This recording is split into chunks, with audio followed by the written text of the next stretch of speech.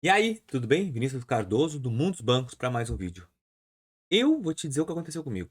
Fui trocar o e-mail ali do Banco Inter e acabei criando um seguro do Pix. Então hoje, nesse vídeo, eu vou te explicar como fazer para cancelar o seguro dentro da plataforma do Banco Inter. Contratou um seguro que tu não sabia, te cobrou.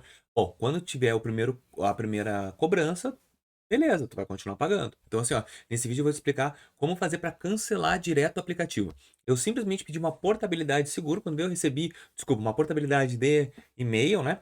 E eu recebi um e-mail do próprio Banco Inter me informando que eu contratei um seguro e eu não tinha contratado. Mas eu vou cancelar, o seguro é pequeno, eu vou cancelar e vou te mostrar como fazer. Que de repente está tendo pequenos pontos aí mensalmente e não sabe nem como cancelar.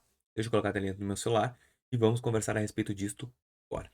Telinha aí? Bom, olha só, eu vou te mostrar uma coisa e também quero te mencionar que tu pode ligar para a central de atendimento do Inter, o número é 0800 726 1981.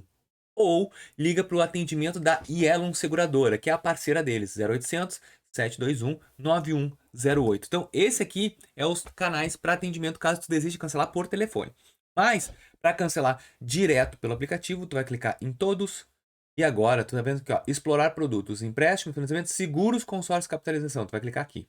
Ó, aqui é todos seguros e tu quer saber o que tu contratou. Então tu vai em meus seguros. Ó, esse aqui foi o que eu contratei sem querer. Então eu vou clicar aqui em seguro Pix e agora, ó, cancelamento. Ó, cancelar o seu seguro, pode, ó, quero continuar cancelando. Então, ó, o plano 350, manter essa assinatura, cancelar. Eu quero cancelar a assinatura. As coberturas não me atendem, encontrei outro produto, não encontrei vantagens, vou botar não encontrei vantagens e vou continuar. Termos e condições, eu assino, ó, finalizar cancelamento, validação do eSafe, ó, o seguro foi cancelado com sucesso. Então, cancelei, na verdade eu entrei, é até bom porque já recebi até o e-mail, já entendi. Olha o que aconteceu, ó, eu fiz uma portabilidade, estou mostrando para vocês, ó, fiz uma portabilidade de chave Pix, ó, chave Pix e do nada apareceu aquele produto ali que eu simplesmente tinha contratado e não contratei. Mas pelo menos serviu para conteúdo. Eu espero que vocês tenham gostado desse vídeo. Se gostou, deixa o like, se inscreva no canal e até o próximo vídeo. Valeu!